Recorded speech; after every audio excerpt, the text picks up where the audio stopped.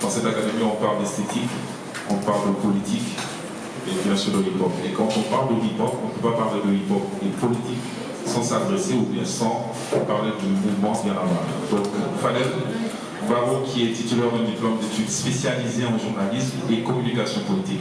Donc il a acquis 8 ans d'expérience dans le journalisme avant de se lancer comme consultant en communication et en leadership transformationnel. Il est membre, donc fondateur du mouvement Y en a marre, dont il est le directeur et un des principaux architectes. Et justement, Y en a marre, tout ce que Y en a marre a apporté au visage du hip-hop ou de la culture sénégalaise, tout ce que Y en a marre a apporté, tout ce que Y en a marre compte comme visage multidimensionnel, qui n'est pas simplement sénégalo-sénégalais, mais qui est devenu un visage, ou bien qui est devenu le visage de la lutte même de toute cette jeunesse consciente, de cette jeunesse qui est imbue de liberté.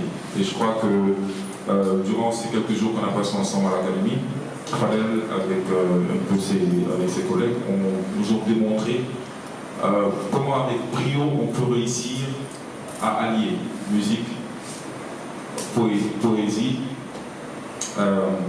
On peut également allier tout cela avec du militantisme.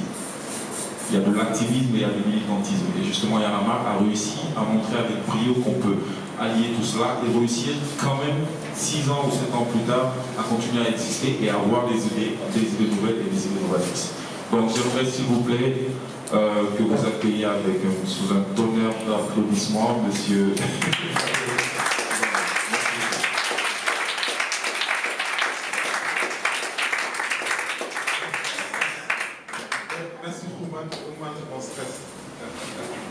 Bonsoir tout le monde. Je salue chacun sur son nom et son prénom, comme le disent les Wolofs, chacun qui touche à cette table. Et je vous remercie d'avoir bien voulu répondre à cette invitation de Blue Material.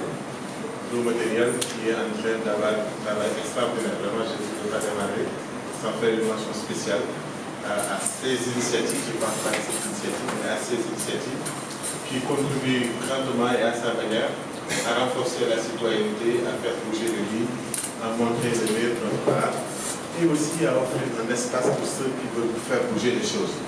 Et vraiment, à toute l'équipe de là, jusqu'à les patrons, à ces hommes, vraiment, chapeau bas. Et aussi à ces fellows qui nous ont accueillis, avec qui nous avons beaucoup échangé cette semaine et qui nous ont vraiment bien enrichis. Comme je l'ai compris un peu, parce que on a dû changer de sujet, parce que moi, depuis qu'on a parlé de l'académie, j'avais prévu de parler des nouveaux contours de récits alternatifs. En fait, on peut partir d'essayer de parler, d'envisager les suites, les prochains pas à franchir, au lieu de revenir sur ce qu'on a déjà fait. Mais les exigences de cet atelier devrait nous permettre aussi de relever l'esthétique de Y en a marre. En quoi Y en a marre a été différent, pourquoi et comment Y en a marre est parti d'une réalité complexe et très compliquée et en faire un sujet digeste, en faire des slogans digestes, accessibles surtout à tous. Comment Y en a marre donc a pu mobiliser avec l'art, comment Y en a marre a pu mobiliser en transformant des mots avec des mots pour toucher les Sénégalais. C'est un exercice difficile pour nous qui avons l'habitude de venir haranguer, de venir convaincre, de venir presque séduire. Aujourd'hui, il s'agit presque de se mettre dans un exercice plutôt scientifique. Donc on va essayer petit à petit, donc, au bout de 10-15 minutes, parce que pour nous le plus important ce sera les échanges, d'essayer de relever en quoi, à travers ces slogans, à travers ces campagnes, à travers ces initiatives, le mouvement Y en a marre a transformé donc cette réalité complexe en des produits plus digestes. Pour reprendre l'image de Keji, comment nous avons pu du mil sortir du tchakri, sortir du lachiri, sortir du tchéré, sortir du couscous, pour que le mil soit digeste, pour que le mil soit concevable à tous. Et donc, d'abord, on peut parler de.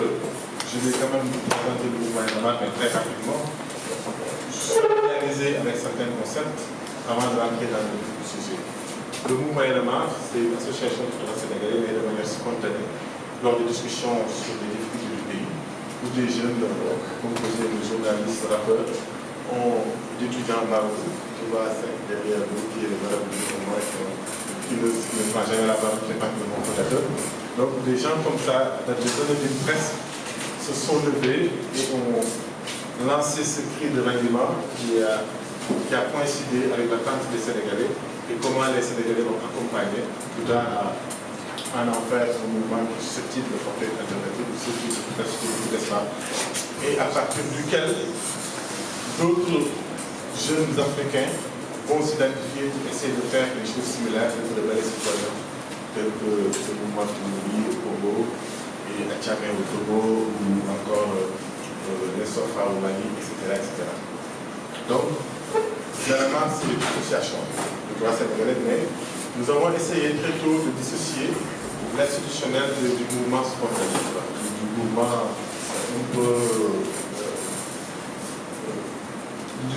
un peu indiscipliné, qui ne répond à aucune ordre et qui se saisit à chaque fois que de besoin. Et ce mouvement-là a utilisé des concepts dès le départ.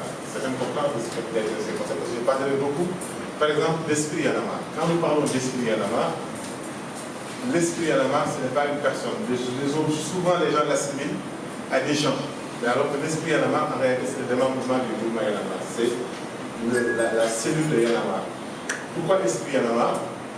Parce que nous avons voulu, l'esprit est régi par les 10 commandements de l'esprit. Vous verrez comment c'est organisé. L'idée de l'esprit Yanamar, c'était de libérer les initiatives, de libérer le leadership. Nous n'avons pas voulu avoir une organisation centralisée, où il y a un président, suivi d'eux, etc., avec des commissions, etc. Dès le lancement du mouvement Yanamar, tous les gens qui sont venus nous voir, à chaque fois que les gens venaient nous dire oui, le mouvement nous intéresse, nous voulons contribuer, on leur disait, mais faites votre Yanamar. Faites votre Yanamar. Allez, comme le stipule le commandement 7, allez faire le diagnostic des problèmes de votre localité et organisez-vous et autorisez-vous. Pourquoi? Parce qu'on ne voulait pas éviter le piège. Parce que nous-mêmes, au niveau de la naissance de Yanamar, on s'était rendu compte que les partis politiques, en tout cas les organisations dans l'espace public, sont souvent sclérosées par leur propre mode de fonctionnement. On attend tout de la direction centrale. Et on estimait que les raisons de l'indignation sont dans chaque Sénégalais. Pourquoi alors, au niveau de chaque Sénégalais, les gens n'allaient pas se saisir pour mener le combat eux-mêmes? Et puis si on attend souvent du bureau que nous appelons noyau dur, c'est le concept du noyau dur, c'est composé des membres fondateurs et quelques membres des esprits, des coordinateurs des esprits. Si on attend tout du noyau dur, on ne s'occupera que des problèmes souvent politiques et des problèmes presque nationaux. Et si on laisse les gens prendre l'initiative à Kaolack, peut-être qu'ils s'occuperont des ordures à Kaolack. Les initiatives à Tambacounda donneront des problèmes de Tambacounda, de Ziguinchor, ainsi de suite. Et même au niveau de Dakar, les préoccupations de Guédiawaye, ce n'est pas forcément les préoccupations de Zombe ou de Amitié 2. Alors on a voulu que les gens s'organisent à leur manière et à leur niveau. Et voilà, c'est un concept que j'ai engagé au pays autant. Il faut commencer par là, c'est parce que c'est aussi. Merci beaucoup. Donc voilà. Donc à travers les esprits à la main, nous avons voulu libérer les leaderships chez les jeunes. Et ça donnera des résultats extraordinaires parce que nous avons vu des jeunes qui étaient complètement inconnus jusqu'ici dans l'espace public prendre la parole et devenir de vrais leaders locaux. C'est le cas de Salou, de l'esprit de Thiès, c'est le cas de Chéro et de Tiba, ou tant d'autres qui mobilisent les étudiants. Et même nous-mêmes, parce que l'idée aussi derrière le concept d'esprit à la main, c'était aussi de faire en sorte que les gens ne délèguent plus leur parole. Qui ne délèguent plus, qu'on se défausse plus sur d'autres. Mais c'est nous-mêmes qui devenons les porte-parole de notre propre cause. D'où, d'ailleurs, et on a voulu faire irruption dans l'espace public et témoigner de nouveaux porteurs, de nouveaux leaders d'opinion.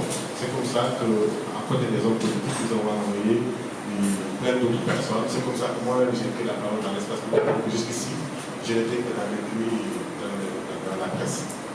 Donc voilà. La première activité, donc voilà, on a parlé de l'esprit Yanamar. Ensuite, il y a eu j'ai parlé un peu de soirée. Le reste, vous verrez petit à petit, c'est ça, les autres concepts vont articuler la progression du mouvement Y en a marre à partir des problèmes vécus par les Sénégalais et des difficultés.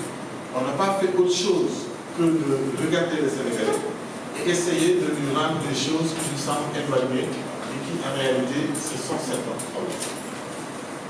Je m'arrête un peu à l'hymne de Y en a marre. Le premier hymne de Y en a marre, avec les textes tout à fait, de rester à trouver un refrain que les Sénégalais pouvaient saisir très facilement. En tout cas, qui devait familier rapidement. Et c'est comme ça que nous avons pris des chansons populaires, qui étaient parties de, par exemple, là où les lutteurs disaient je ne suis pas chanteur. Genre, nous on en a fait bien, on a capté des stades. On a pris dans les stades et on en a fait des refrains du chant qui devait appeler les jeunes à l'action de cette phase. Donc, Y en a marre est né la nuit du 15 au 6 janvier 2011. Très vite, on réfléchit sur les concepts Y en a marre, noyau dur, etc. Mais il nous fallait faire une première activité. Une première activité qui devait, pour nous, c'était comment infiltrer les masses. Comment montrer aux Sénégalais, au moment où on parle de constitution, au moment où on parle de modification de la constitution de l'Assemblée nationale. Et on a senti que, mais surtout dans un contexte où il y avait des coupures d'électricité extraordinaires. Pratiquement, on avait 20 heures de coupure sur 24 heures. Comment on peut lier ces problèmes vécus par les Sénégalais, la corruption, l'absence de priorité dans les dépenses publiques, les scandales financiers à n'en plus finir, comment lier tous ces problèmes à la gouvernance. Et surtout dans une société complexe, une société où les jeunes jusque-là, je ne sais pas vous, mais les Sénégalais de manière générale, sont très fatalistes et très classistes. D'ailleurs, j'ai un ami qui a l'habitude de dire que notre fatalisme au Sénégal, pour le comprendre, nous sommes le seul pays au monde où il y a un quartier qui s'appelle Khariala. Khariala veut dire attendre Dieu. C'est assez illustratif de cet état d'esprit. Alors, nous avons estimé qu'il fallait alors passer par des choses comme les 1000 plaintes contre le gouvernement. L'idée des 1000 plaintes, c'était comment faire en sorte que les Sénégalais, au lieu de décider, au lieu de se penser que c'est Dieu qui est responsable de leurs difficultés et de leurs problèmes, mais de décider un responsable. Et ce responsable-là, c'était le gouvernement du Sénégal. Et si vous lisez les plaintes, vous voyez que je suis citoyen, je perds des journées de travail, je vis dans le noir à cause des délestages. Pourtant, je paie ma facture. Je suis malade, je n'ai pas accès aux soins élémentaires. Pourtant, c'est mon droit. Tu vois. Des phrases comme ça, très simples, où on parle à l'étudiant, où on parle à l'enseignant, où on parle au cultivateur, mais aussi où on parle aux intellectuels, parce qu'à la fin des plaintes, on explique qu'on porte plainte, parce qu'il y a une défaillance de l'État du Sénégal. Et nous l'avons accompagné avec nos outils, je reviendrai là-dessus, tout ce qu'il fallait pour que les moyens artistiques, on dit deviendra, pour que les Sénégalais se petit champ-là. Et quand nous l'avons fait, et on prenait le temps d'aller sur le terrain et d'expliquer aux gens, on te dit, quand on te lit la plainte, une plainte, vous dites l'exagération, mais c'est une plainte quand même. Quand on te dit la plainte, en Wolof, forcément tu es concerné par une question sur, en tout cas, sur les plaintes numériques, tu es forcément intéressé par ton point, et les gens ont commencé à signer. Pour nous, le fait de signer la plainte, c'est déjà on rompt avec le fatalisme, on rompt avec le racisme, on laisse traiter comme injustice, on passe à l'action. On passe à l'action. Une fois qu'on a lancé cette plainte, la prochaine activité qui suivra, c'est Das Fananal. Das Fananal, en Wolof, ça veut dire aiguiser son couteau en vue d'égorger. Mais en réalité, c'est un concept que nous avons chopé chez les jeunes qui faisaient du Bassa et du Bassa, à défaut de ceux qui n'avaient pas le courage de faire du Bassa et du Bassa. Ils faisaient aussi Das Fananal en allant chercher un passeport. Nous, quand on était étudiants, on l'a tous fait. Dès la première année, tu cherches un passeport en attendant un hypothétique voyage. Mais c'était un contexte aussi où les élections s'approchaient. Il y en a marre aimé, les gens ne se rendent pas compte qu'on peut être efficace, on peut faire ce que l'on veut, mais si nous n'avons pas notre carte d'électeur, eh bien on ne sera pas efficace. On peut s'indigner comme on veut, mais si tu n'es pas capable d'aller voter les jours des élections, tu ne peux pas être déterminant sur le cours des choses. C'est comme ça que nous avons fait Das Fananal, ma carte mon âme. À travers Das Fananal, qui est un concept aussi violent, on a pensé essayer de canaliser ces énergies, en tout cas cette violence subie par les jeunes, ces jeunes qui subissent la violence de la corruption, qui subissent la violence de la pauvreté, mais aussi qui sont capables d'exercer des violences sur eux-mêmes. Parce que quand on prend le bateau, ou la mer, ou le désert, pour faire du bassin, c'est pour se faire violence. On a voulu faire de toutes ces violences une énergie positive. Donc, Das Fananal, ma carte mon âme. Et dans le refrain de la chanson qui l'a accompagnée, on entend moi il faut que ça m'aille là. C'est-à-dire que c'est Das Fananal qui essuie mes larmes. Donc, avec cette carte, la carte est une possibilité. Le problème est très compliqué, on est très pauvre, les élections approchent, personne ne doit à l'issue des résultats des élections, à l'issue des élections, de toute façon, chez les jeunes, on dit que de toute façon ça va être volé, les élections, mais pourtant, la carte d'électeur est une solution.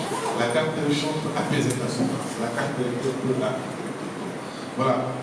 Donc, à travers ce concept d'astronomie, nous avons respecté aussi ce souci de faciliter les choses et de rendre plus jeunes. Et c'est comme ça que nous avons progressé, parce que aussi ça a coïncidé.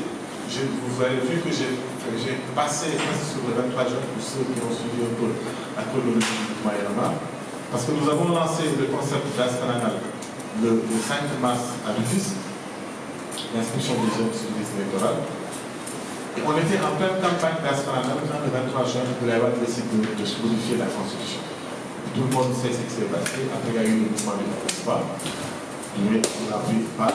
Mais pour nous, il y en a marre, on continue nos actions à travers le concept que nous avons appelé il ne faut pas forcer. Il ne faut pas forcer, déjà dans l'écriture, vous verrez que c'est un faux pas. C'est pas il ne faut pas forcer, mais il y a un faux pas qu'il ne faut pas forcer. Watt a déjà fait un faux pas en soumettant sa candidature, en attendant que le Conseil constitutionnel se prononce. Nous avons dit il ne faut pas forcer le pas. C'est-à-dire que tous les débats sur la constitutionnalité de la candidature d'Abdoulaye Wade, nous l'avons résumé à ce concept-là. Il ne faut pas forcer. Parce que pour nous, Wade a déjà fait un combat en voulant ce troisième mandat-là. Parce que, tout simplement, le débat juridique ne nous a vraiment jamais emballé vraiment. La seule question qu'on s'est posée, c'est est-ce qu'un troisième mandat est un acquis démocratique ou c'est une régression démocratique par rapport à l'histoire de ce pays? Et lui-même est promis de faire deux. Il a fait son requête, donc il ne faut pas être flammable, il ne faut pas le forcer. Et si vous avez vu cette vidéo, c'est bien avant les événements, la validation de la candidature de l'Aïwad le 31 janvier. Mais on le prévenait de ce qui allait se passer une fois sa candidature choisie. Et les Sénégalais s'est mobilisé. Et avec ce concept, effectivement, avec l'équipe, nous avons beaucoup mobilisé les jeunes à s'opposer à cette candidature. N'empêche, le Conseil constitutionnel valide quand même la candidature d'Abdoulaye Wade. Alors nous avons lancé un concept qui s'appelle Sama Askan, Sama Bakkan. Sama Askan, Sama Bakkan, ça veut dire c'est pas la patrie de la mort, mais c'est un peu ma patrie, c'est ma vie. Voilà. Pour montrer aux jeunes notre détermination à vouloir que maintenant Abdoulaye Wade a forcé le pas. C'est à nous de nous mobiliser et de nous développer. Et n'oubliez pas aussi qu'il y a la carte électeur et le poursuivant. On faisait ces manifestations-là, ne faut pas forcer, qui nous permettaient de nous déployer avec un droit dans les rues, avec d'autres concepts tels que l'opération Fana ou Fananedas, parce que n'oublions pas, après Das Fananal, il y a eu Fananedas, où nous pouvons refouetter. Fananedas, ça veut dire continuer à préparer sa carte électeur. Tout ça, nous l'avions fait en tout temps mobilisant sur le terrain avec le M23. Arrive à ce moment la campagne électorale. Comme la campagne de Wade est déjà validée, la campagne électorale arrive. Nous avons voulu faire en réalité ce qu'on a appelé la campagne électorale. Il s'agissait d'amener les candidats et de les faire face aux jeunes et qu'on lui pose toutes sortes de questions. À travers le concept hip-hop, tu vois, des plateaux sous forme de battle. Le candidat contre le citoyen. C'est C'est ça la campagne électorale. Mais il n'y a pas un seul candidat qui a voulu venir. Alors, mais c'était le moment aussi où beaucoup de Sénégalais, parce qu'il y en a marre, le 23 juin a mis les projecteurs sur lui, beaucoup de Sénégalais venaient poser leurs problèmes, parce que le QG ne désemplissait jamais des Sénégalais qui venaient poser des problèmes sociaux, ou des problèmes de leur quartier, des problèmes en tout cas. Alors, on s'est dit, alors il faut offrir un plateau, une plateforme aux Sénégalais, pour eux-mêmes, toujours dans le concept de créer les initiatives, les leaderships, qu'eux-mêmes ils portent leurs problèmes. C'est ainsi que nous avons créé et organisé la foire au problème. À défaut d'avoir une campagne électorale, puisque les candidats ont pris, pendant la campagne, nous avons organisé la foire au problème. C'est quoi la foire au problème? L'idée de la foire au problème, c'était de manière imagée et d'une représentation originale, permettre à chaque Sénégalais qui porte un problème ou une cause de l'exposer. Et ceux qui disent détenir des solutions aux problèmes, d'être les hommes politiques, les politiciens, qu'ils viennent voir. Et après, il y avait des stands ordinaires, pour ceux qui l'ont suivi, qui étaient animés souvent par les ONG, c'était aussi une plateforme pour eux. Mais aussi des stands spéciaux qu'on avait aménagés pour ces représentations artistiques originales. Par exemple, vous avez vu dans un stand, je m'arrête un peu sur ce stand qui parlait d'impunité, où il y avait une cage, une prison ouverte, avec un jeune qui avait beaucoup de milliards, beaucoup d'argent à côté de lui, bien vêtu, costume, cravate, et derrière c'était écrit « J'ai volé des milliards ». À côté, il y avait une autre cage, mais fermée avec un jeune piconnier à l'intérieur. Et derrière, on avait écrit « J'ai volé du pain. J'ai volé du pain, j'ai tout pris en prison, j'ai volé des milliards, et bien je suis libre pour l'air. » Voilà. On a essayé aussi de choquer pour amener les Sénégalais à comprendre ce qui se passe dans le pays. Et c'était pas, nous on a aménagé que les stands spéciaux, ce sont les Sénégalais eux-mêmes qui sont venus. Je me rappelle de ce jeune qui est venu le jour de la foire au problème, il venait de Dagana. Il voulait exposer les problèmes de Dagana. Bon, il n'avait pas de stand, il n'avait pas d'espace. Il a construit une tombe au milieu de l'espace et il a mis ici J Dagana. Et finalement, c'était un des stands les plus originaux. À côté de nous, on avait mis un car rapide aussi, parce que l'autre préoccupation réellement, je reviendrai là-dessus, c'était le concept d'automotive de Sénégalais, mais je vais beaucoup l'articuler avec les concepts de Sogor, ça dit après. Donc, ça m'a aspect en même temps, comment ça s'appelle encore, il ne faut pas forcer. Le foire au problème, tout ça ne suffit pas parce que les Sénégalais nous demandent encore qu'est-ce qu'il y en a à faire, parce qu'il y a encore les coupures d'électricité. Parce qu'il y en a marre, il y a eu une accalmie sur les coupures d'électricité. On va faire un peu d'accord. Il a créé des plans où ils ont mis beaucoup d'argent du côté sénégalais, emprunté beaucoup d'argent pour qu'au moins on parle plus de coupures d'électricité. Malgré tout, les coupures revenaient, les Sénégalais revenaient à la charge. Oui, il y en a marre, il y a encore les coupures. Nous avons lancé une campagne, Taïnawa le Aïe, je ne sais pas si vous vous souvenez. Taïnawa le Aïe, ça veut dire en français, il y a pire aujourd'hui. Il y a pire aujourd'hui. Mais ça parle aux Sénégalais parce que c'est des concepts, c'est des programmes presque sénégalais que l'on connaît tous. Et quand vous le dites, à propos du courant Taïnawa le Aïe, tout le monde adhère. Et on a préparé un grand rassemblement, cette fois on va l'année des avancées, parce que le courant était revenu normalement. Et nous nous sommes cultivés en poursuivant nos campagnes nationales, donc inscription des jeunes sur les sectorales et Sama Askan Sama Bakar. Sama Askan Sama Bakar, c'est important, c'était les mobilisations de rue. Il y avait beaucoup de morts au bout du compte, où on a été bastonné, tabassé, arrêté. Il y a eu beaucoup de choses, mais pour nous, c'était important parce que ça a permis de montrer la face hideuse de Wade. On a dévoilé la face du monde. Lui qui se présentait comme un grand démocrate, lui qui disait qu'il ne marcherait jamais sur les cadavres pour arriver au pouvoir, s'est retrouvé à mater son peuple, à emprisonner, à faire de l'oppression, etc. Voilà.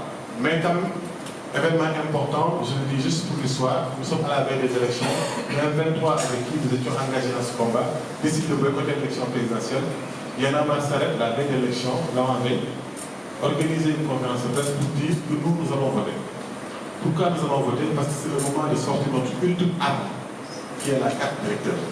C'est-à-dire que si on n'avait pas derrière nous nos couteaux, c'est le moment de le sortir. Pour nous, c'était le jour du choix décisif de ne pas sombrer dans la violence, comme nous l'avons refusé au soir du 23 juin de poursuivre, de marcher sur le palais, mais aussi la rentrée des élections, nous avons décidé de tout arrêter et d'aller voter, de sortir des cartes d'électeurs mais nous avons voté avec des masques, nous avons voté avec des gants, parce que nous estimions qu'il y avait un intrus dans un peu sur les campagnes de Guérilla Poétrie et autres, et c'est le bulletin de Wade. On l'amène au deuxième tour, et nous, pour parler aux Sénégalais, pour leur dire que maintenant, Wade est au deuxième tour, mais le monstre est toujours dangereux, il faut l'achever, nous avons sorti le concept d'Ogali. D'Ogali, en réalité, ça veut dire en filière. Ça veut dire en filière. Et vous verrez avec les mêmes outils de porte-à-porte de Urban Guérilla Poétrie que vous avez vu. Urban Guérilla Poétrie, c'est la poésie de la guérilla urbaine qui nous permettait de prendre des artistes avec des je veux bien faire des leçons sur ça. On peut utiliser ces Urban Guérilla Poétrie au début.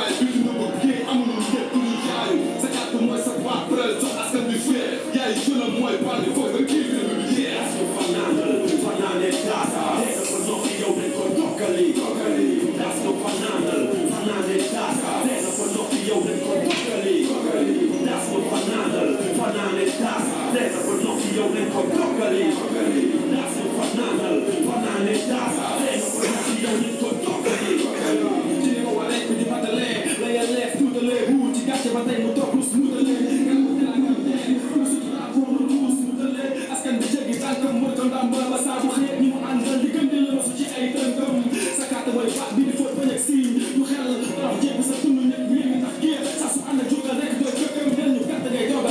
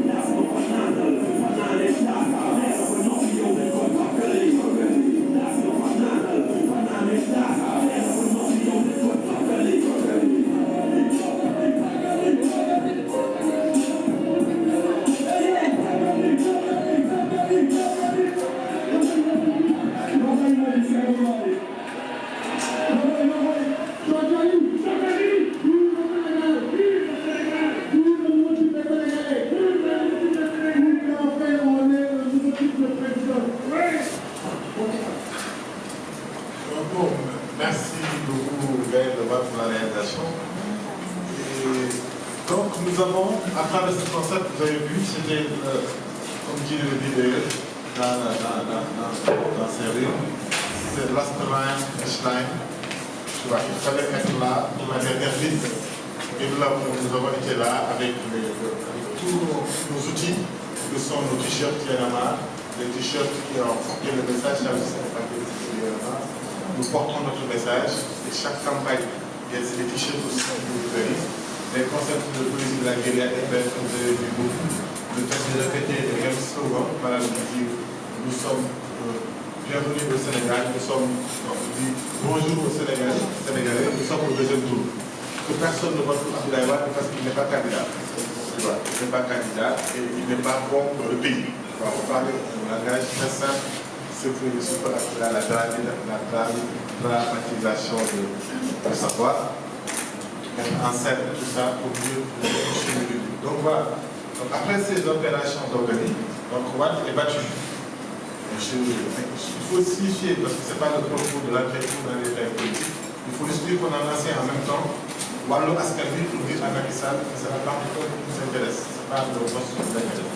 Donc une autre qui se s'ouvre, parce qu'il ne faut pas oublier que le 19 mars 2011, donc 2 mois et demi, parce qu'il y en a marre de dans la nuit du 15 au 16 janvier 2011, je vais faire passer ce concept-là. Le 19 mars 2011, Yanama fait un grand rassemblement à la place de l'Obélisque. Nous l'avons appelé le Forum du peuple, le rassemblement du peuple. Et quand nous l'avons fait, nous avons dit que pourquoi le 19 mars? Parce que le 19 mars, c'est l'anniversaire de l'alternance démocratique au Sénégal. Et à chaque 19 mars, il n'y avait que les politiciens qui fêtaient à cette date-là. On avait dit pour la première fois, nous allons nous réapproprier notre histoire. Montrer, se dire que l'évolution politique du Sénégal, ce n'est pas que le seul fait des hommes politiques et de leur parti politique, mais c'est l'histoire des citoyens. Donc nous faisons irruption dans l'espace public, personne ne nous connaît, et nous disons, l'histoire du Sénégal nous appartient. C'est à nous de fêter l'alternance. C'est nous qui avons eu l'Iwad, c'est nous qui allons aussi le demain. Et c'est nous qui ferons le reste de l'histoire du Sénégal. Et les Sénégalais ont répondu massivement à cet appel du 19 mars, parce que toute la commune du peuple, autant que moi. Et quand ils sont venus, nous leur avons dit maintenant, il faut qu'on travaille au concept, il faut qu'on arrive à l'émergence du nouveau type de Sénégal, le concept NTS. NTS, parce que nous estimons que tout le problème aussi du pays, c'est nous-mêmes, c'est une question de mentalité. C'est les mentalités sénégalaises qui assimilent ça. Les politiciens, en réalité, ne sont que notre reflet. Ils ne sont comme ils sont que parce que nous l'acceptons. Si nous voulons qu'ils changent, c'est à nous de changer. Et il fallait commencer par être même l'exemple de ce que nous disons. Si vous vous rappelez, pour la première fois, c'est 19 mars 2011, une manifestation est organisée à la place de l'Obélisque, et après, à la fin de la manifestation, la place était plus propre que nous l'avions trouvée. C'est-à-dire qu'à la fin, on ramasse toutes les orties, on ramasse tout, et déjà ça. NDS, c'est rien d'autre, nous n'avons pas voulu refonder au niveau du bloc, on a voulu juste construire une citoyenneté active.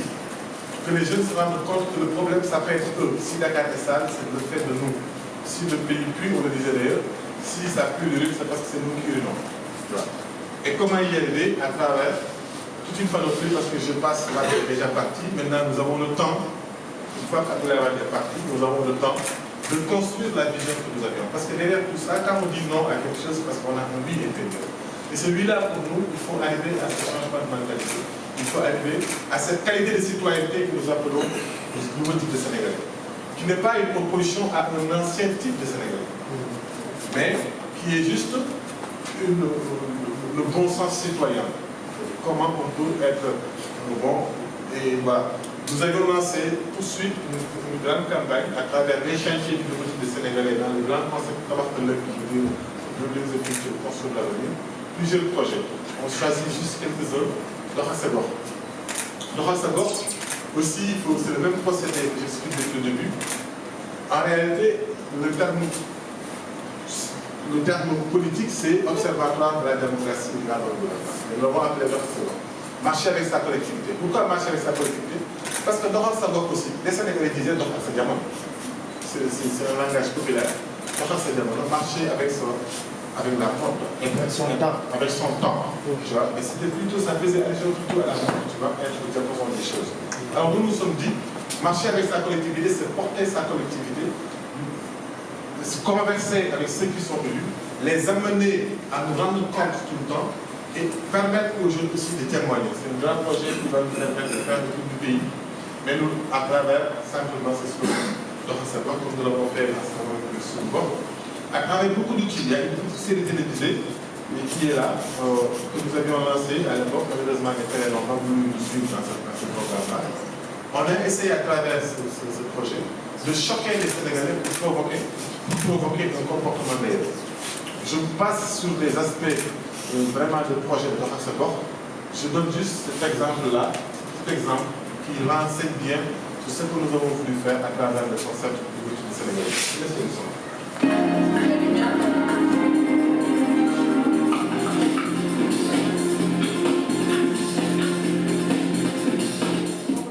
Hey guys, come on. Hey guys, hey, come on, hey, come on, guys. Hey, you want?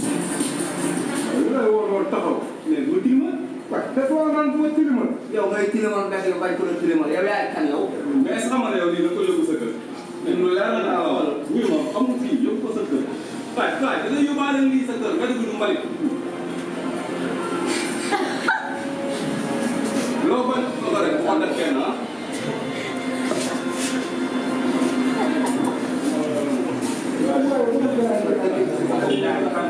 man daal di Sénégal.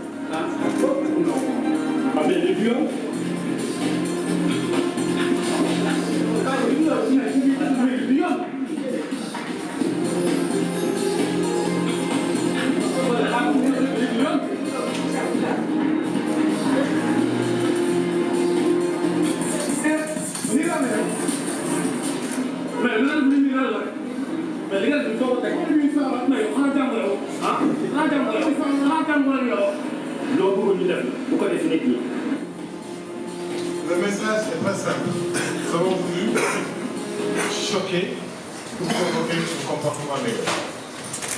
Le message c'est celui qui parle pas Wolof dans la première épisode. À chaque fois, à la fin, il y a un message. Le premier message c'est si tu considérais la rue comme tu respectes ta race, la rue se comporterait bien. Et ici aussi, si on considérait la rue comme l'intérieur de nos maisons, de nos taxis, la rue se comporterait bien. Et voilà. Donc c'est pour travailler sur ça, mais aussi travailler sur d'autres concepts pour faciliter le dialogue entre les jeunes et ceux qui sont élus. Et à travers le concept de Wak Aksa, on a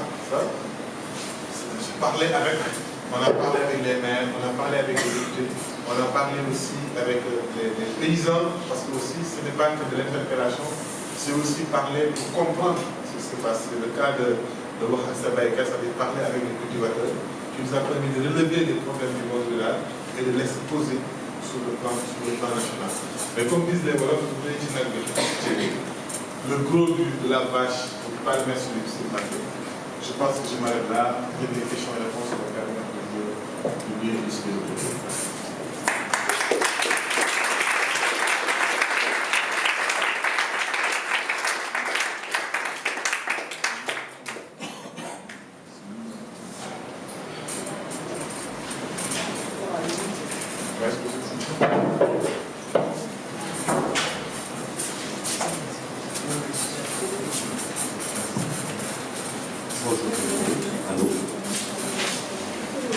Alors, qui peux-tu le remercier?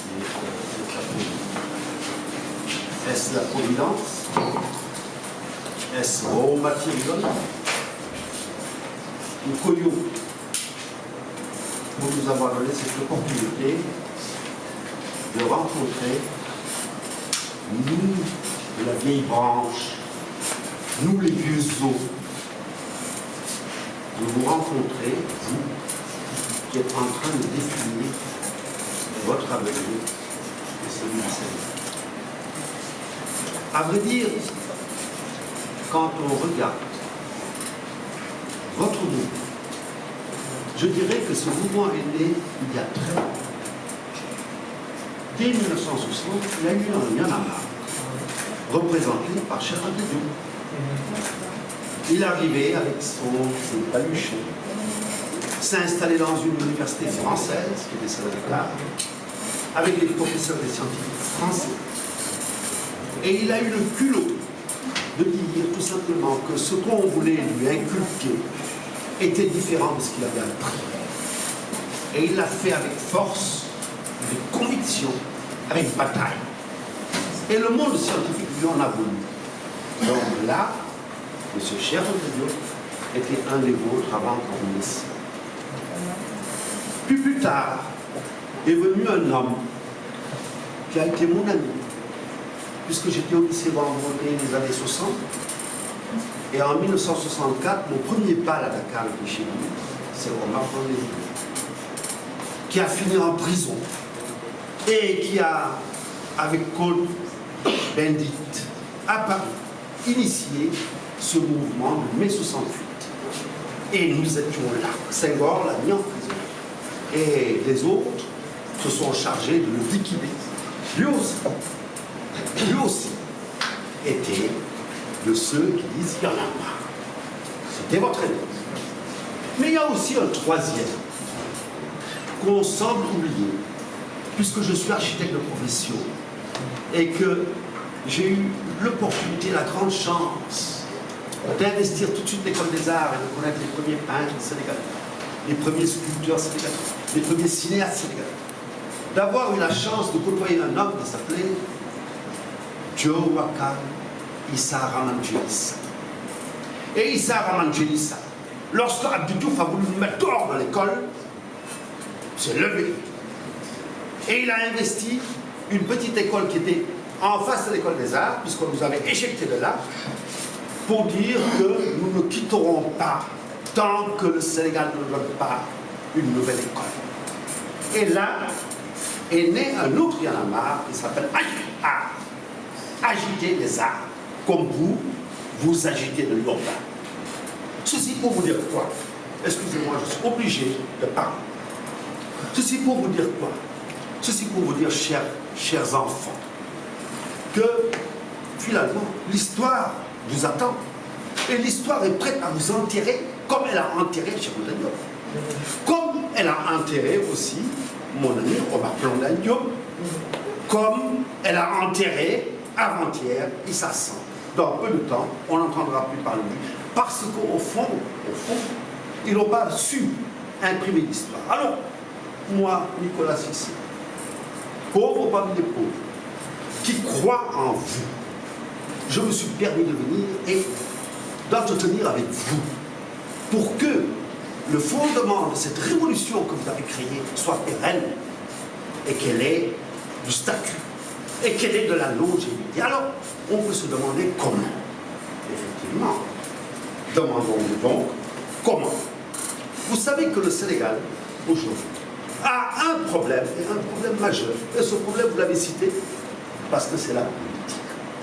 La politique, quelle affaire? La politique. Que veut dire la politique? La politique, ce n'est pas les invectives, ce n'est pas les insultes, ce n'est pas M. Tanordien contre M. Intel, ce n'est pas M. Abdou contre M. Macky Sall. Non, la politique, c'est la gestion de la cité. Vous savez pourquoi Rome a été fort? Rome a conquis le monde entier, tout simplement parce qu'elle a juste su gérer sa cité. Et la cité de Dakar, il faut la gérer. Et je vais vous dire pourquoi. Parce que moi, Sawalo Cissé, qui vient du Saint-Louis, dans mon petit village natal, nous sommes là-bas, peut-être 1000 individus. Mais c'est facile quand on est 1000 individus. Vous savez où sont les cimetières. Oui. Mais vous savez aussi où sont les champs. Vous savez où sont les Vespasiennes. Vous savez où sont les rues. Ça, c'est très facile. Mais quand 5 millions d'individus se donnent la main, les uns les autres, les uns les autres, et surtout les jeunes, pour venir faire une nation. Une nation. Dakar, puisqu'on est 5 millions ici, alors là, ça devient autre chose. Parce que ces 5 millions, quand ils se réveillent le matin, ils doivent travailler. Ces 5 millions, parmi ces 5 millions, vous avez 60% de jeunes, ils doivent manger. Ces 5 millions doivent circuler. Ces 5 millions doivent gérer leurs déchets, leurs poubelles. Alors c'est là où tout se passe, où tout le foutoir est. Parce que la gestion de la cité, on ne sait pas ce que c'est. Or, il me semble que vous, dans cette nouvelle révolution urbaine que vous avez, il est nécessaire que vous compreniez le mot politique. C'est gérer la cité. Gérer la cité, c'est quoi? Eh bien, c'est faire travailler les jeunes. Est-ce que vous savez, chers jeunes gens, qu'aujourd'hui, il n'y a que les esclaves qui travaillent? Le travail, c'est pour les bagnards. Le travail, c'est pour les bagnards. Qu'est-ce qu'on fait? On ne travaille pas. On fait de la valeur ajoutée. Et c'est ça le rap que vous faites. C'est de la valeur ajoutée. Je vous donne un exemple. Je suis architecte, je passe devant. Parce que j'ai un groupe électrogène qu'un client me demande de réparer. Alors, je dois louer le camion. Ça va me coûter 100 000 francs. Je dois prendre le groupe électrogène, le mettre sur un camion, l'amener à son garage pour qu'il me répare le groupe électrogène. Et puis je vois 3 jeunes gens qui ont conçu une valeur ajoutée. 3 jeunes.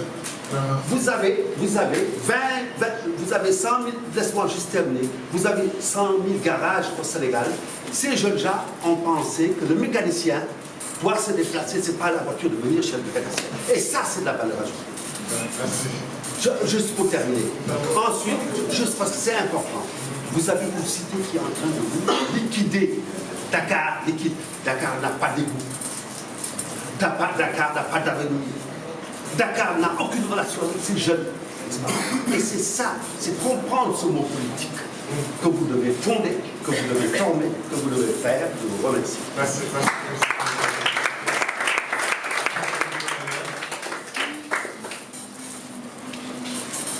Merci beaucoup, Fadel. Je suis personnellement impressionné parce que quand je regarde 1960, il y a Indépendance Tcha-Tcha qui est, beaucoup de gens, nos parents ont dansé dessus, le vieux là probablement il a fait des danses là-dessus, mais c'était une union entre des intellectuels africains, de musiciens, mais qui ont sorti un concept qui est resté marqué comme objectif de toute action politique à l'époque. Et vous, ce que je constate qui est magnifique, c'est cette capacité de s'adapter et de donner une réponse à chaque contorsion politique au fur et à mesure qu'on le met en place. On ne prend pas les armes, mais à chaque contorsion politique, vous avez su trouver une contorsion populaire pour répondre juste en un mot ou 2 mots pour que le message puisse passer. Et aujourd'hui, au carrefour de cette dynamique sociétale urbaine, vous avez dépassé les frontières. Donc en quelque sorte, Y'en a marre échappe à Y'en a marre. Maintenant, dans ces échappées à Y'en a marre qui échappent à Y'en a marre, comment, juste une petite question, comment voyez-vous les combats avec nos cours suprêmes de justice? Comment, par exemple, ce qui s'est passé au Kenya, entre nous, c'est la première fois que d'une manière populaire, que nos amis juristes qui sont dans la salle, pour une fois, n'ont pas accepté l'argent. C'est quand même un événement que nous ne pouvons pas taire en tant que jeunes dans cette dynamique de mouvement politique où la contradiction juridique est toujours en contradiction avec l'imaginaire populaire sur la vie politique, l'alternance politique. Comment Y'en a marre compte aujourd'hui déborder cette base qui m'échappe et continuer à aller de l'avant comme mouvement citoyen et urbain. Merci beaucoup. Merci beaucoup. Derrière.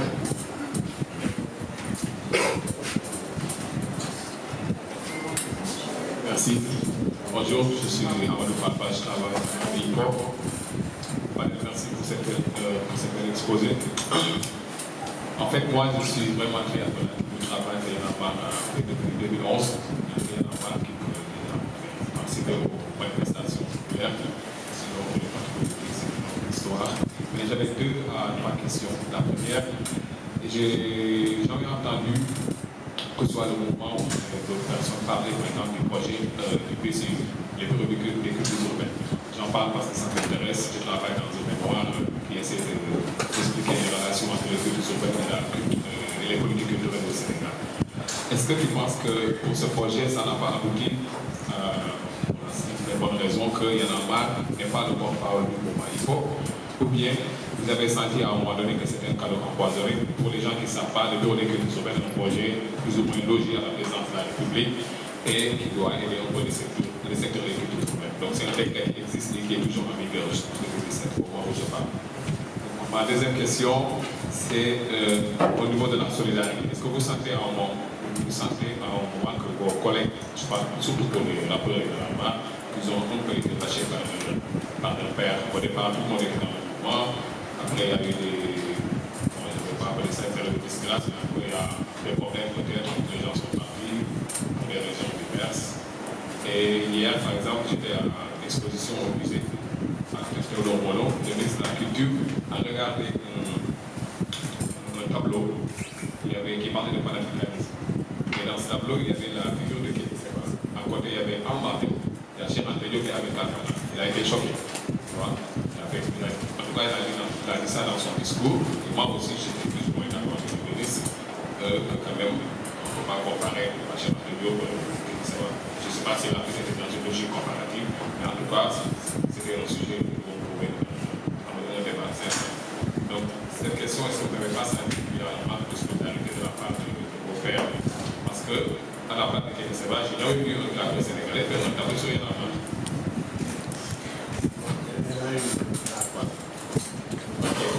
Troisième et dernière question, j'ai entendu des gens aussi dire que, par exemple, le projet Citizen Mind, ce n'est pas le rôle de Yann Amar.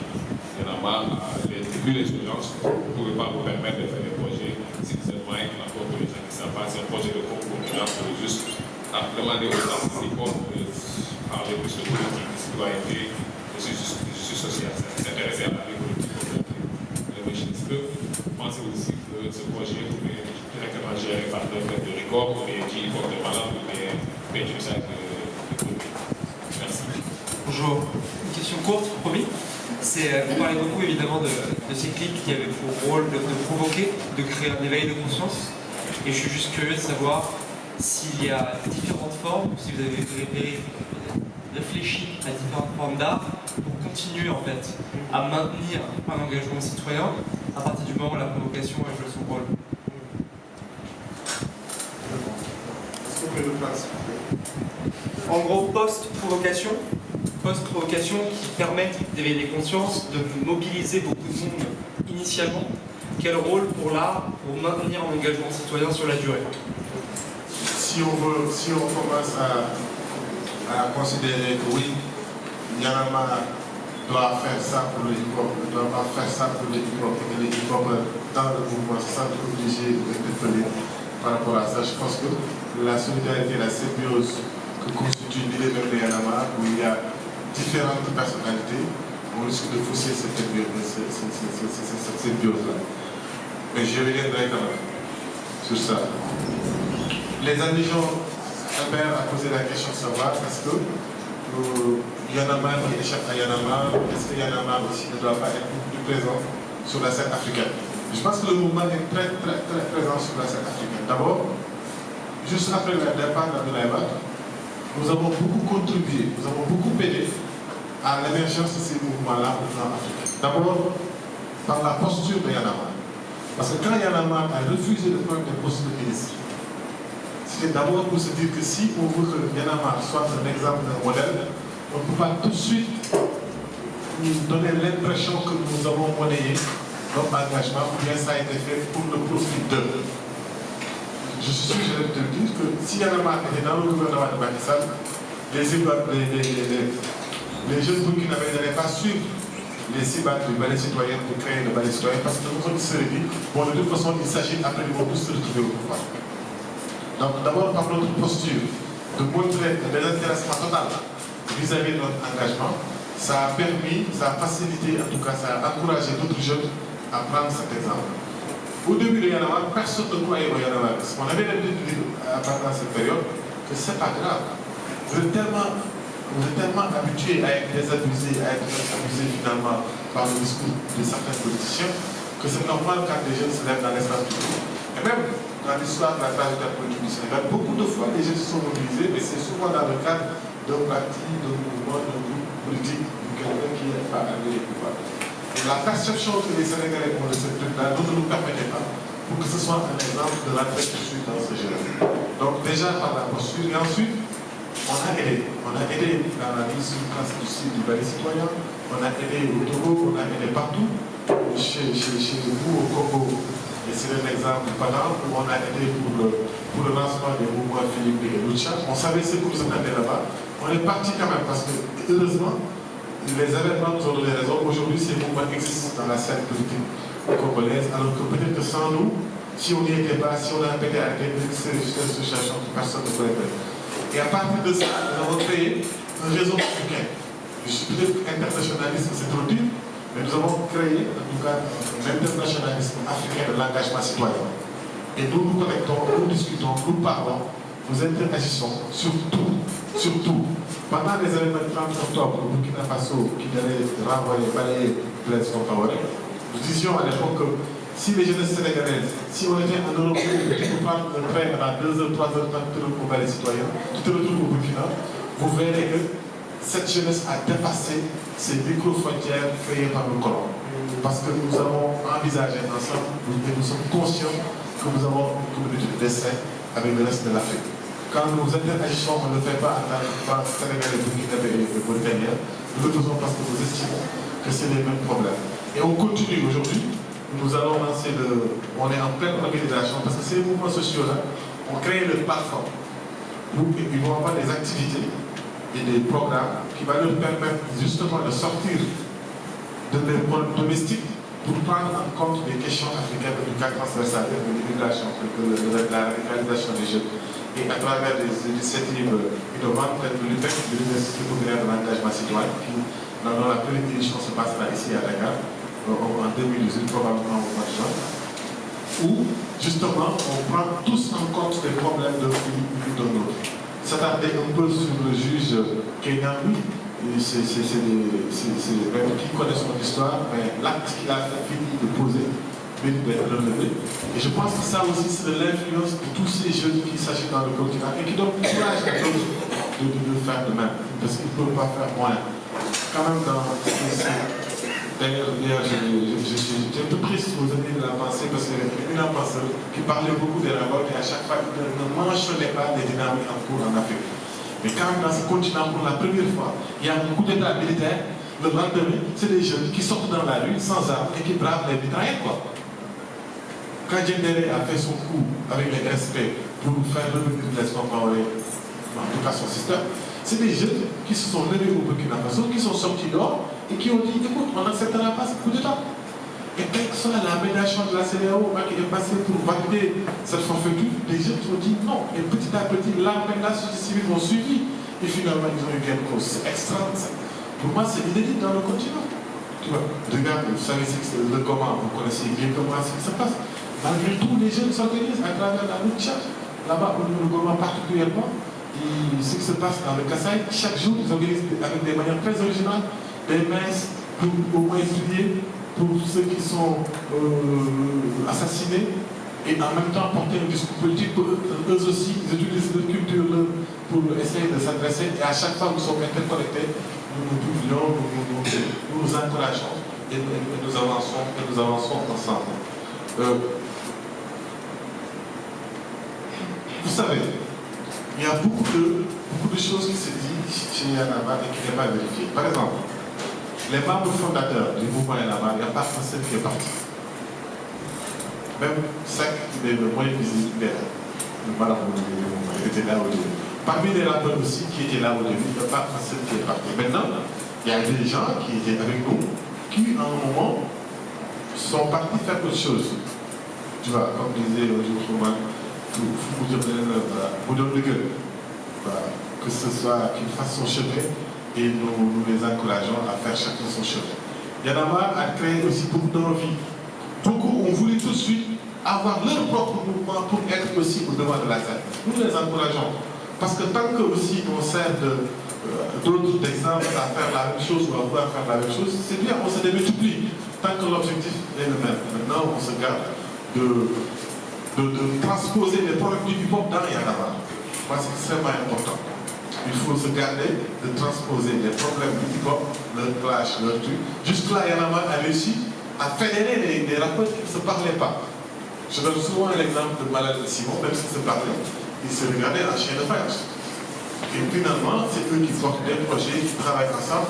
Ces exemples-là, à mon avis, c'est beaucoup plus important que ceux qui partent et qui disent des choses ce qui est constructif et Y'en a marre continue à faire. Et la belle intelligence sociale que Y'en a marre a pour avoir des relations saines avec le racine hip-hop. Je donne un exemple. Le premier communiqué de Y'en a marre, la première déclaration que nous avons publiée, on a signé Kirby, I'm Fit for Life, pour Tug Forever, avec le logo de Kirby. Mais l'hymne de Y'en a marre, c'est Kirby aussi, on va parler un peu hip-hop, Kirby c'est un groupe qui vient de Kaolack et qui dit de Rap Dakar est mort. Tu vois. Mais pour que Y'en a marre utilise à la fois toutes ces ressources et d'autres personnes, dans l'hymne de Y'en a marre, on a vu Roman. Roman, qu'est-ce qu'il représente dans le hip-hop? Keiti, qu'est-ce qu'il représente dans le hip-hop? Même s'ils ne sont pas des membres actifs de Y'en a marre, ils sont venus, ils ont participé à renforcer Y'en a marre, à les crédibiliser et à faire, je ne dis pas transmission de témoins, mais à connecter l'histoire de Y'en a marre avec l'histoire du hip-hop qui est toujours engagé. Parce que quand Simon, quand Roman chantait ce peu de malade de l'univers là, ou bien ça va péter, c'était avant 2000. Il était déjà dans cet engagement, il prenait position de manière très forte et il mettait en garde. Y'en a marre ne peut pas être là sans tenir compte de ça. Tu vois. Et Y'en a marre l'a mobilisé, il a compris, il évolue. Et ça, à mon sens, et jusqu'à présent, même nos dernières productions, on fait en sorte que tous les artistes qui ne sont pas les Y'en a marre, ils viennent contribuer. Et ce n'est pas qu'avec le hip-hop. Ce n'est pas qu'avec le hip-hop. Avec les autres ONG aussi, les associations qui étaient là depuis le début, même les hommes politiques, quand on a décidé, on a tenu compte. Parce que pour nous, Y'en a marre, c'est la fleur d'un arbre. C'est la fleur d'un arbre. Maintenant, la fleur, elle est la plus visible.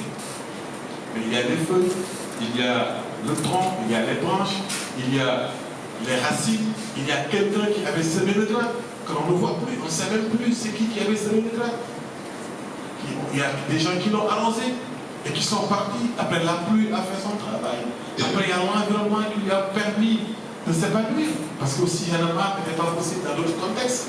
Et tout cet environnement, tout ce qui a pu faire germer un tel arbre, qui peut produire une telle fleur, qui est belle, c'est le Sénégal.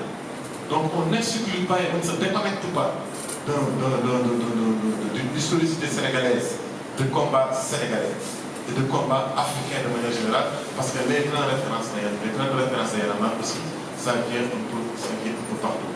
Nous avons dit dès le départ, par exemple, pour plaire à Albert, que nous préférons être Lumumba plutôt que d'être Doudou. Nous avons fait le choix de ressembler à Thomas Sankara plutôt que de ressembler à Doudou que de ressembler à Blaise Compaoré.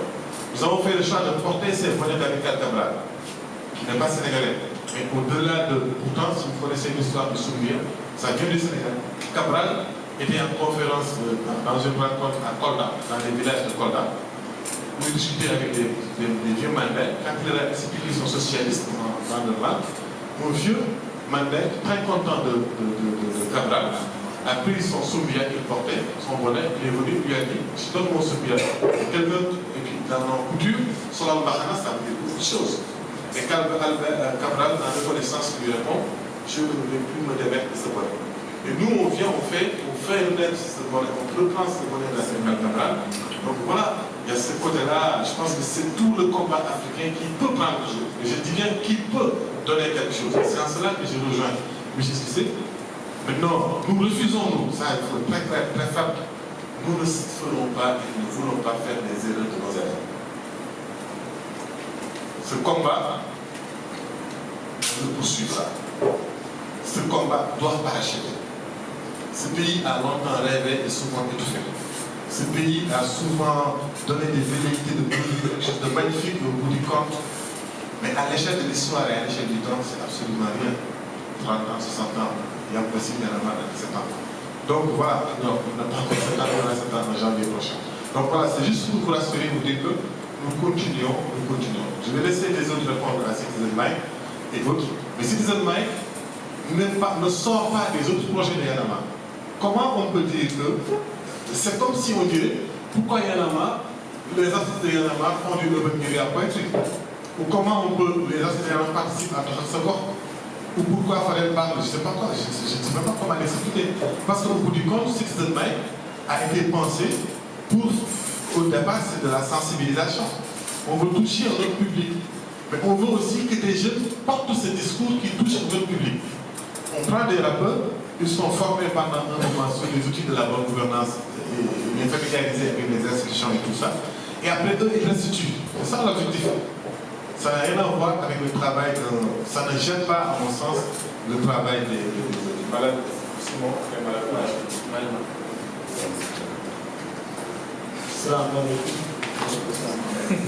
Yes, je répondrai peut-être à la question concernant le Bureau sénégalais des cultures urbaines. C'est important pour nous de revenir à l'histoire de ce degré de Macky Sall. Il nous a convoqués chez lui à Mermoz. On est allé le féliciter. Et il a vraiment profité pour nous dire: vous vous êtes battus et sans vous, peut-être je ne serai pas au pouvoir. N'ayez pas peur d'incarner le pouvoir. Venez travailler avec moi. Et il y a des postes disponibles. C'est comme ça qu'il a dit. Vraiment. Parce que vous le méritez. Et ensuite, il dit, le hip-hop, ce sont les termes de Macky Sall. Le hip-hop a vraiment, à travers vous, vraiment mobilisé beaucoup de Sénégalais. C'est pourquoi je ne créerai pas une direction sénégalaise des cultures urbaines. Parce que ça va me mener à des histoires de diplômes. Est-ce que vous avez des diplômes de tel? Pour faciliter les choses, il faut créer un bureau. Et il était même allé jusqu'à vous dire: proposez-moi un organigramme. Nous sommes du hip-hop. C'est comme si aujourd'hui je te disais: qu'est-ce qui donne à Africulture urbaine la légitimité de s'appeler Africulture urbaine? Je proposais également cette question. Nous sommes dans Yanama, il y a quelques artistes des cultures urbaines qui se sont battus. Et Macky, peut-être il ne pouvait avoir comme interlocuteur que les gens de Yanama. Et qu'en même temps, c'était une manière de reconnaître le travail du mouvement hip-hop à travers Yanama, en disant que, écoute, moi, c'est comme on a dit la dernière fois, le hip-hop influe aujourd'hui sur des décisions politiques. Il faut peut-être s'en féliciter. Ce n'est pas quelque chose pour Yanama, ce n'est pas quelque chose pour quelqu'un d'autre, c'est quelque chose pour tout le mouvement hip-hop. Et quand il fallait proposer un organigramme à Macky Sall, qui pensait, lui, qu'il fallait que parmi nous, que quelqu'un vienne devenir coordonnateur, c'était un bureau à la présidence, venir être le coordonnateur de ce bureau de culture urbaine. Nous, on avait une vision beaucoup plus large. Et après, on a compris qu'en fait, c'était très politique dans sa démarche. Et après, ça ne nous a pas intéressés.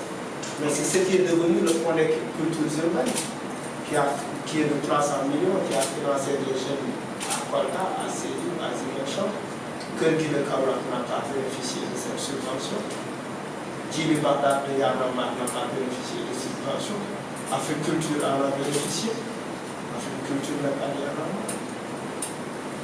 D'autres rappeurs, Midoff récemment en a bénéficié, même s'il dit qu'il ne va pas dans les bureaux. Donc il y a ça.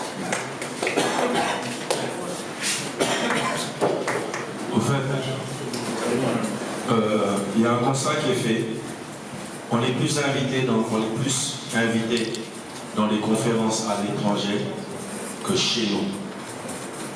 C'est vrai qu'on a fait quelques conférences dans les universités, dans les instituts, mais aujourd'hui on est plus invité au Canada, aux États-Unis, en France, Espagne, Italie, récemment Allemagne avec le groupe Kirky, à parler du mouvement, à faire des échanges avec les jeunes que chez nous, pour parler justement de cette ingratitude. Ce tableau, il a fait mal, moi personnellement. D'autres passent au-dessus, mais personnellement, ça fait mal. Mais qu'est-ce qu'on peut y faire? La seule chose, c'est de continuer le combat. La seule chose, c'est d'insuffler des dynamiques, d'inspirer de nouvelles dynamiques et de continuer à se battre. Pour dire qu'on n'a pas besoin aujourd'hui d'être ministre, maire. Prenons l'exemple de Malal, J-Hip-Hop. On vient le voir pour régler des problèmes que la mairie devrait régler. Mais pourquoi on vient le voir? Parce qu'il a su créer un contexte, il a su créer un centre, il a su faire ses preuves. Aujourd'hui, tous les mardis, si vous venez au QG du mouvement Y'en a marre, aux parcelles, vous verrez des associations. Vous verrez pas mal de syndicats, des groupements. Venir voir le mouvement pour leur parler de ces problèmes. Notre société, on va être licencié, on a un problème avec notre patron. Écoutez, on a pris nos terres pour construire un aéroport, etc., etc. Et on essaie tant bien que mal de mettre en rapport des gens, de créer des conférences de presse justement pour leur offrir, parce qu'aujourd'hui, si Y'en a marre lance l'appel dans son QG, les journalistes vont venir répondre. Et c'est tout ce qu'on peut offrir à ces associations, à ces groupements de personnes qui viennent nous voir pour demander de l'aide. Mais est-ce qu'on va se dire le peuple est ingrat, on ne nous reconnaît pas, on ne nous passe pas dans telle télé, etc. Non. Il faut faire ce qu'on a à faire. Il faut faire ce qui est important et avancer. Aujourd'hui, si on ne faisait pas Citizen Mind, la plupart des gens nous disaient « Ouais, pourquoi vous parlez que de politique, politique, politique? Ouais, elle est où la place du hip-hop » D'autres vont nous dire « Ouais, vous faites Citizen Mind alors qu'il y a des problèmes plus importants. » C'est la fameuse chanson de Youssou N'Dour, Gourdinen. Tout ce que tu feras, il y aura quelqu'un pour critiquer. Mais aujourd'hui, ce qui est important, c'est que si on sortait tout de suite et qu'on avait la possibilité d'avoir un même trajet, on irait à Yetimar et on allait pointer le doigt quelque part et nous dire cette mort a été réhabilitée grâce à l'esprit Y'en a marre. On allait aller pas loin à Tcharoy dans une école pour vous dire que ce toit, ces salles de bain, etc. ont été réhabilités par les esprits Y'en a marre. On allait aller à Kafrine, j'allais vous montrer les poubelles qui sont dans les coins de rue. Ont été créées par l'esprit Y'en a marre de Kafrine. On allait aller à Tamba, voir les reboisements que l'esprit Y'en a marre de Tamba a fait. Boulel, etc. Philippe Maguilène Senghor, c'est-à-dire des choses concrètes, palpables, pas que de la parole.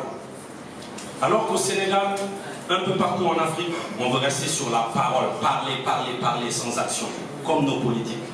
Mais aujourd'hui, si on se suivait, on allait vous montrer des changements opérés par des jeunes qui ont entendu Y'en a marre, qui ont vu Fadel, qui ont vu Malal, et qui se sont dit allez. Et ces jeunes sont toujours là, à se battre, sans faire de bruit. Même si c'est vrai que les rangs ont été désertés parce que en 2011, c'était pas la même tension, c'était pas le même engouement. Mais ils sont toujours là, un peu partout dans le Sénégal, et éparpillés un peu partout dans le monde. Et comme on a dit, Tabac Eluk, c'est vrai que Fadel n'en a pas parlé, 2022, dans 5 ans, dans 6 ans, peut-être on parlera d'autre chose. Mais juste une anecdote, Amadou, pour ce tableau, Graoul, Sénégal lañ ne. Gis nga bu yàlla defoon ñu dee tey. Cey les héros malal. Mais deewuñu nag ñoo ngi fi te dinañ leen won ne. Comme les gars me disent man maay ñun Graoul nañ continuer ci ñun. Une question. Quand le défi baisse d'intensité, l'être humain n'est pas récupéré par le système, il a tendance à baisser les bras. Le plus important, c'est que nous n'avons pas baissé les bras et que nous n'avons pas non plus récupéré par le système que nous n'avons pas récupéré.